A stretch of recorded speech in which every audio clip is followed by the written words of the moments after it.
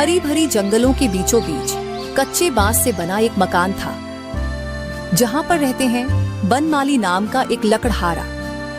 उसके साथ उसकी पत्नी गौरी और दोनों बेटी रीमा और सीमा भी रहती हैं। उसकी उम्र में सिर्फ 2 साल का ही फर्क था, लेकिन दोनों एक दूसरे के प्रति बहुत आकर्षित थे।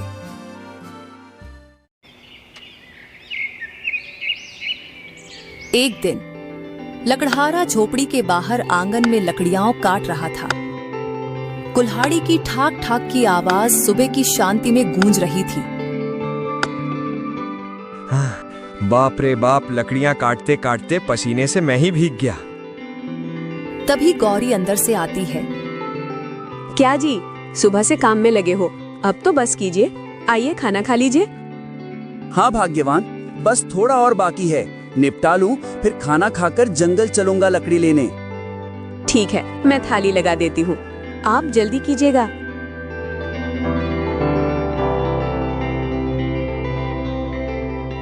बनमाली काम समेटता है और झोपड़ी के भीतर खाना खाने जाता है। गौरी भी मिट्टी के चूल्हे के पास बैठकर खाना खाते हैं। सुनिए, मैं क्या कहती हूँ कि घर में अब 2-2 जवान बेटियां हैं, अब हमें उनके बारे में कुछ सोचना चाहिए।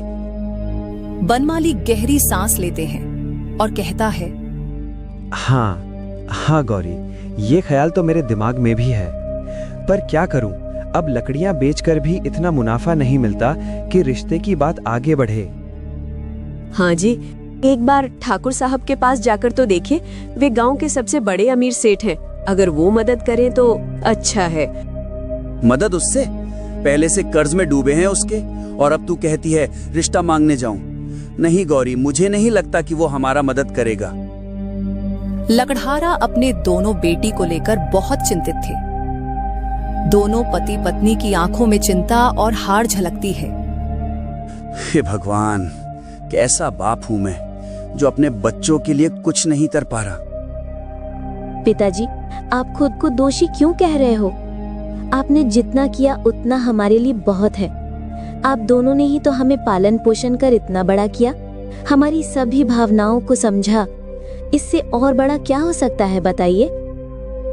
हाँ जी, आप एक पिता होने का फर्ज बहुत अच्छे से निभाया, इससे आपका कोई दोष नहीं है। रूठी का है हमारी किस्मत, जो हम चाहकर भी कुछ नहीं कर सकते। बातें तो होती रहेगी, इन सब का कोई मतलब नहीं। चलिए, हमें काम पर भी तो जाना है। हाँ भाग्यवान, चलो मैं कुल्हाड़ी लेकर आता हूँ। फिर रोज की तरह दोनों ही लकड़ियां काटने के लिए जंगल की ओर जाते हैं। तभी एक आदमी कहता है, अरे भाया, तुम लोग अभी जंगल जा रहे हो? खबर में जो दिखा रहे हैं तुम्हें पता नहीं क्या? दोपहर को तूफानी हवा और साथ में तेज बारिश होने की संभावना है। जाओ भाई, अभी ही घर लौट जाओ, वरना मुश्किल में पड़ जाओगे। अरे रामजान भैया, बारिश हो या तूफान, पर हमें तो अपने पेट पालने के लिए काम तो करना ही पड़ेगा ना। वैसे जब होगा तब देखेंगे। चलो गौरी, चलते हैं। आसमान में हल्के बादल थे, लेकिन उन्होंने ध्यान नहीं दिया। दोनों पेड़ों की सूखी टहनियां काट काट कर गट्ठर बना रहे थे। तभी अचानक काले बादल छा गए और तेज हवा चलने लगी। पेड़ की डालियां झूमने लगी और जंगल में अंधेरा छाने लगा। सुनिए, लग रहा है तेज बारिश आएगी। जल्दी चलो, घर चलते हैं। बस 2 गट्ठर और बांध लूं गौरी, फिर चलते हैं। आज अच्छा माल मिला है। लेकिन तभी बिजली चमकी और हवा इतनी तेज चली कि पेड़ झुकने लगे। दोनों ने जल्दी जल्दी लकड़ियों के गट्ठर बांधे और सिर पर रखकर भागने लगे। रास्ते में अचानक गौरी का पैर कांटे से चुभ गए और वह दर्द से वहीं बैठ गई। आह, मेरी पैर में बहुत दर्द कर रहा है।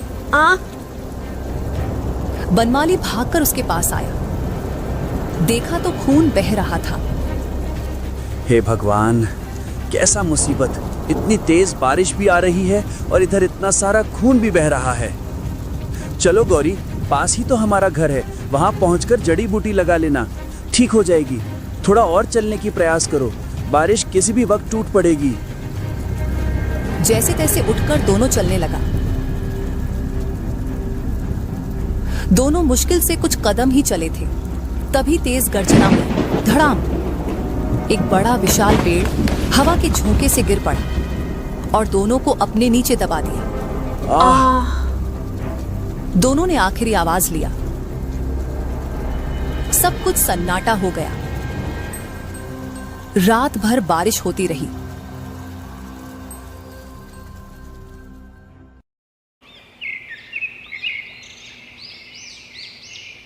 सुबह जब सूरज निकला तो गांव के चौपाल में चर्चा फैल गई। अरे भाई, बनमाली और गौरी कल से घर लौटे नहीं हैं। हाँ भाई, मैंने भी सुना। चौपाल पर सब यही चर्चा कर रहे हैं। कहते हैं कल तूफानी हवा के चलते वे जंगल में ही फंस गए थे और अभी तक घर लौटे में ही। चलो जंगल चलकर देखते हैं कि क्या हाल है। गांव के कुछ लोग लाठी लेकर जंगल पहुंचे। कई घंटे खोजने के बाद उन्हें गिरे हुए पेड़ के नीचे दोनों के गट्ठर दिखाई दिए। लोगों ने पेड़ को हटाया और वहां बनमाली और गौरी दोनों का आखिरी शरीर मिला। लोगों ने उन दोनों का निर्जीव शरीर को अग्नि में समर्पण कर दिया। माँ, पिताजी, आप हमें छोड़कर क्यों चले गए? अब हम आपके बिना कैसे जिएंगे? माँ बाप के जाने से रीमा और सीमा दोनों अनाथ हो गई। रात का समय, मूसलधार बारिश, आसमान से मूसलधार बारिश गिर रही है। तेज हवाओं से झोपड़ी की छत कांप रही है। एक कोने में रीमा और सीमा बैठी हैं। मिट्टी की दीवारें टपक रही हैं। सर्दी से दोनों कांपता हुए चुपचाप कोने में दुबका है। सीमा धीरे से बोलती है, दीदी, मुझे नींद आ रही है, लेकिन बिस्तर में तो पानी की बूंदें टपक रही है। मैं यहाँ सो भी नहीं पा रही हूँ। रीमा सीमा की आंखों की ओर देखती है और कहती है, भगवान ही कुछ करे, तू बस मेरी गोद में सो जा बहना। जब तक मैं हूँ तुझे कुछ नहीं होने दूंगी। सीमा रीमा की गोद में सिर रखकर सो जाते हैं। दीदी, गांव में सबके पक्के घर हैं। उनके घरों में बिजली भी है। उन्हें डर नहीं लगता तूफान से। किस्मत अपनी अपनी होती है बहन, तू बस सो जा। दीदी, बहुत भूख लगी है। माफ कर मुझे बहन, आज घर में राशन नहीं है, लेकिन मैं वादा करती हूँ कल सुबह जब बारिश थमेगी तो कुछ भी करके तेरे लिए खाना पकाऊंगी, ठीक है? बाहर घने बादल गरज रहे थे। बिजली की कड़कड़ाहट जंगल को और भी डरावना बना रही थी। पूरा जंगल जैसे अंधेरे और रहस्य में डूबा हुआ था। उस वीराने में केवल दो बहनें एक दूसरे का सहारा बनी हुई थी। तभी दरवाजे पर तेज दस्तक होती है। इतनी रात को कौन हो सकता है? सीमा बहुत घबरा जाती है। कोई चोर होगा दीदी, मत खोलो दरवाजा। हम कैसे तय कर लें कि चोर ही है? कोई मदद मांगने के लिए भी तो आ सकता है। नहीं दीदी, मत खोलो दरवाजा, मुझे लगता है कोई चोर है।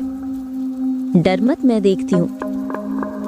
रीमा डरी हुई दरवाजा के पास जाती है और दरवाजे खोलती है तो सामने देखती है गांव के ठाकुर प्रताप और उसके गुंडे खड़े हैं। चेहरे पर क्रूरता और लालच साफ नजर आता है। रीमा यह देखकर चौंक जाती है। ठाकुर साहब, आप इतनी रात को? क्यों रीमा, अब ठाकुर को आने जाने की इजाजत भी लेनी पड़ेगी। अबे लड़की, ज्यादा सवाल मत कर। हमारे मालिक जब चाहे आ सकते हैं, चाहे दिन हो या रात। जब तक हमें हमारी पैसे नहीं मिलता तब तक हमारे जो मर्जी होगा वही करेंगे। पैसे? कौन पैसे? ठाकुर प्रताप और उसके गुंडे हंसते हुए बोलता है। देखो तो कितना भोलापन। भोलापन पर इतना गुमा ना कर, भोलापन 2 पल में टल जाएगा। देख रीमा, ज्यादा भोलापन होने की जरूरत नहीं है। तेरे बाप ने मुझसे जो उधार लिए थे उसका पैसा तू कब चुकाएगी? ठाकुर साहब, हम तो 2 अनाथ बहनें हैं, जैसे तैसे जंगल से लकड़ी बेचकर गुजारा करते हैं, पर अभी तो लकड़ियाँ भी नहीं बिक रही हैं। अभी इतनी जल्दी हम आपके कर्ज कैसे चुका पाएंगे? हमें माफ कीजिएगा। अरे ओ, बहाने मत सुना। अगर तुमने हमारे सेठ के सारे उधार नहीं चुकाए तो जो इज्जत तुम्हारी गांव में है सब खत्म कर दूंगा। सबको बता दूंगा कि तुम दोनों बहनें गांव के काम में साथ नहीं देती। रीमा ने नम्रता से आकर हाथ जोड़ लिया। यह सुनकर उनका चेहरा तमतमा गया। ऐसा नहीं करिए, गांव के लोग हमें गलत समझेंगे। सच में हमारे पास पैसे नहीं हैं। सिर्फ पेट भरने लायक अनाज मुश्किल से जुटता है। वो इतना सारा खर्च कैसे दे पाएंगे? गुंडे लालू तुरंत बीच में कूद पड़ा। चुप रहो लड़की, ज्यादा जुबान मत चलाना। हमारे सेठ को सब पता है, समझ लेना। तुम्हारी गरीबी हमें नहीं दिखती। गरीब को हमेशा चुप रहना चाहिए और जो हुक्म दिया जाए मान लेना चाहिए। रीमा ने गहरी सांस ली और शांत स्वर में बोली, साहब, माँ बाबा के जाने के बाद हम खुद बिखर गए हैं, भूख से लड़ रहे हैं। थोड़ा वक्त दीजिए, मैं थोड़े थोड़े करके आपके सारे कर्ज चुका देंगे। अबे लड़की, ज्यादा जुबान मत चला। जब तक ठाकुर के पैसे नहीं मिलते, यहाँ वही होगा जो ठाकुर चाहेंगे। ये सुनकर ठाकुर प्रताप ने कहा, हमारे पास ज्यादा वक्त नहीं रीमा, पूरे 2 दिन का समय है। इन 2 दिनों में पैसा ला, वरना ये घर तुझे खाली करनी पड़ेगी। अगर 2 दिनों में पैसे नहीं हाथ में तो ठाकुर प्रताप कुछ भी कर सकता है। ये बोलकर ठाकुर और उसके आदमी निकल जाते हैं। रीमा के चेहरे पर बेबसी, अपमान और थकावट के भाव जम जाते हैं। सीमा उसके पास आती है और अपनी दीदी से कहती है, दीदी, जो लकड़ियां बाबा जंगल से लाए थे वो भीग कर सड़ गई। सब कीड़े लग गए। वो तो अब बाजार में भी बिकने के लायक नहीं रहे। दीदी, अब हम कैसे उस प्रताप का कर्ज चुकाएंगे? पता नहीं बहन, 2 दिन में पैसे कहाँ से लाऊं? झोपड़ी के बाहर बिजली गरजती है। बारिश की आवाज और अंधेरे में अकेली ये 2 जने, दोनों बहनें रोते हुए रात बिताया।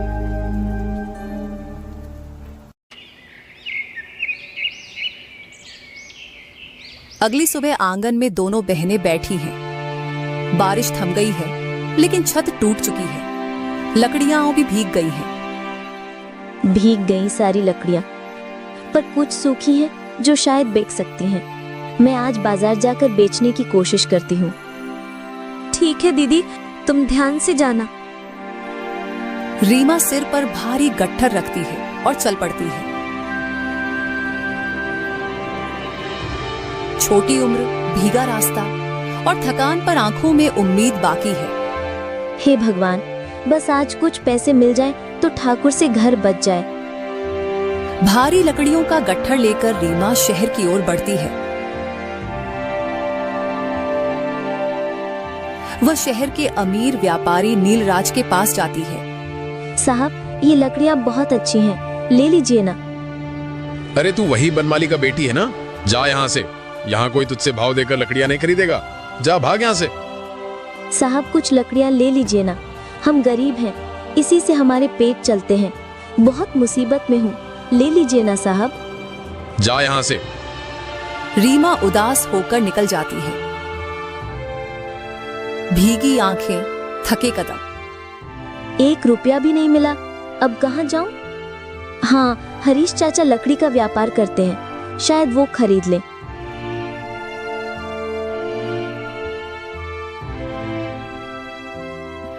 कुछ देर बाद वह हरीश की दुकान पर जाती है। दुकानदार हरीश एक कुर्सी पर बैठा था। अरे रीमा, तू यहाँ कैसे? चाचा, मैं लकड़ियाँ लाई हूँ, अगर आप खरीद लें तो थोड़ा काम बन जाएगा। नहीं बेटा, आजकल कारोबार बहुत मंदा है। मैंने पहले ही बहुत लकड़ियाँ खरीद ली हैं, अब नहीं ले सकता। वह भी लकड़ियाँ खरीदने से इनकार कर देता है। रीमा चुपचाप वहां से निकल जाती है। हे ऊपर वाले, किस बात की सजा दे रहे हो? सुबह से शाम हो गई, एक भी लकड़ी नहीं बिकी। शाम को वह थके कदमों से घर लौटती है। सीमा उसके पास आई और बोली, दीदी कुछ पैसे मिले क्या? नहीं बहन, किसी ने नहीं खरीदी।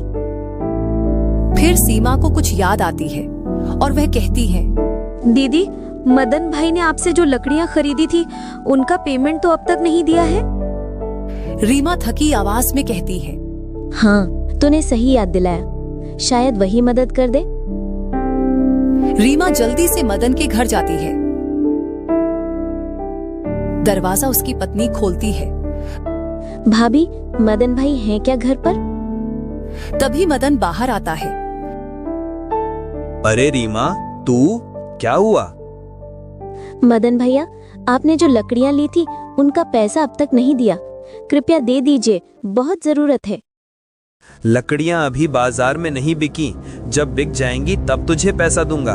अब चल, मेरा सिर मत खा। वह दरवाजा बंद कर देता है। रीमा की आंखों में आंसू भर आते हैं। वह धीरे धीरे घर की ओर लौटती है। सीमा अंधेरे में बैठे उसकी राहों देख रही थी। घर पहुंचते ही सीमा दौड़कर बाहर आती है। दीदी, मदन भाई ने पैसे दिए? नहीं छोटी, पैसे की बात करो तो सब पराया हो जाता है। मुसीबत में इंसान का कोई अपना नहीं होता। अब क्या होगा दीदी? क्या ठाकुर हमारा घर छीन लेगा? क्या हम उसके गुलाम बन जाएंगे? कुछ भी नहीं होगा। जब तक मैं जिंदा हूँ कोई हमारा घर नहीं ले सकता। वह अपने बहन के लिए आत्मविश्वास खड़ी की, लेकिन भीतर से वह भी टूटी थी कि आखिर 2 दिनों में ठाकुर साहब का कर्ज कैसे चुकाएंगे हम। रात को फिर से बारिश शुरू हो जाती है। बारिश पूरी रात चलती रही। घर की दीवारें गीली हो गई। दोनों बहनें घर के एक कोने में एक दूसरे के पास बैठी रही। दीदी, मुझे डर लग रहा है। अगर दीवार भी भीग के गिर गई तो हम कहाँ जाएंगे? डर मत बहन, भगवान सब देख रहे हैं, और अगर घर टूट जाएगा तो हम फिर से बनाएंगे। हिम्मत रख, जब तक हम दोनों साथ हैं कोई संकट हमें तोड़ नहीं सकता। सीमा, याद रख, कठिनाइयाँ हमेशा नहीं रहती। ये रात भी बीत जाएगी, सुबह सूरज निकलेगा और हम फिर से अपने इसी घर में माँ बाबा की यादों के साथ जीने लगेंगे। तू खुद पर भरोसा रख।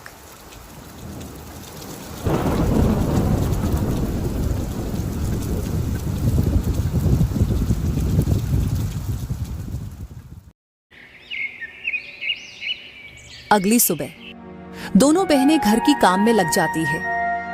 सीमा झाड़ू लगा रही थी और रीमा रसोई के काम कर रही थी।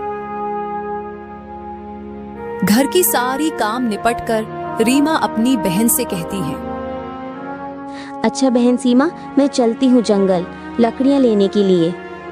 ठीक है दीदी, पर तुम ज्यादा देर मत करना। इस अंधेरी जंगल में मुझे अकेला बहुत डर लगती है। ठीक है बाबा, मैं शाम होने के पहले ही आ जाऊंगी। रीमा हाथ में कुल्हाड़ी लेकर जंगल के रास्ते की ओर चलने लगी। जंगल जाकर वह लकड़ियां इकट्ठा कर रही थी। यहाँ पर तो ज्यादा लकड़ियाँ भी नहीं है, मैं कैसे ले जाऊं? इतना घना जंगल पर एक भी लकड़ियाँ नहीं है। क्या करूं, कुछ समझ में नहीं आती। थोड़ा आगे जाकर देखती हूँ। ये बोलकर वह थोड़ा और आगे बढ़ती है। जंगल के बीचों बीच एक सूखा हुआ पेड़ गिरा हुआ था। आखिर भगवान ने सुन ली, कम से कम इस सूखी टहनियां काटकर कुछ तो मिलेगा। वह उस सूखी लकड़ियां काटने लगे।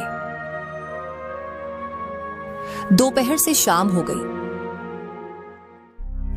इधर घर पर सीमा उसकी राहों में बैठे थे। इतनी रात हो गया और अभी तक दीदी नहीं आई। हे प्रभु, मेरी दीदी की रक्षा करना, कोई अनहोनी ना हो जाए, नहीं तो इस जंगल में कैसे रहूंगी। कुछ समय बाद अंधेरा होता है, पर अभी भी रीमा जंगल में ही थी। लकड़ियां काटते काटते इतनी रात हो गई, पता ही नहीं चला। घना जंगल, यहाँ से मैं निकलूंगी कैसे? हे भगवान, मेरी रक्षा करना। उधर झोपड़ी में भी सीमा अकेली है, न जाने कब से वो मेरी राह देख रही होगी। चारों तरफ अंधेरा था। वह डरी हुई आगे बढ़ती है।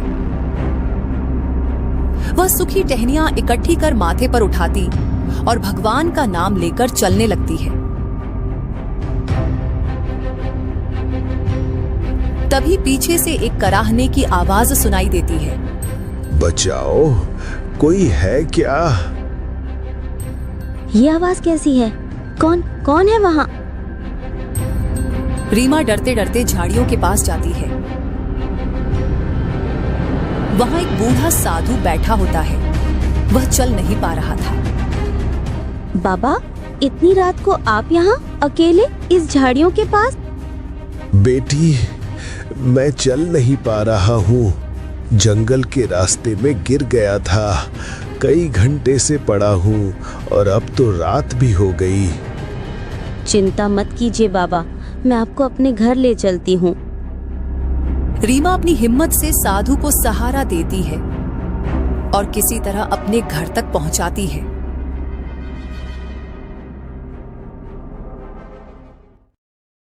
साधु मुस्कुराकर बोलते हैं, बेटियों, तुम्हारा दिल बहुत पवित्र है। तुमने बिना सोचे मेरी मदद की। भगवान तुम्हारा भला करेगा। बाबा, हमारा तो सब कुछ खत्म हो गया है। क्यों? क्या हुआ बेटी? कुछ बात है क्या बेटी? कर्ज, भूख और अब ठाकुर की धमकी, किससे भला होगा हमारा? साधु आंखें बंद करते हुए कहता है, कभी कभी अंधेरी रात के बाद ही सबसे उजली सुबह आती है। विश्वास रखो बेटी। साधु रीमा को बुलाता है। तुम्हारा दिल बहुत पवित्र है। वो अपनी झोली से एक छोटा सा डिब्बा निकालते हैं जिस पर रहस्यमयी निशान बना है। ले बेटी, इसे अपने पास रख ले। बाबा, इसमें क्या है? समय आने पर जान जाओगी बेटी। जब जीवन का सबसे कठिन पल आए, इसे खोलना।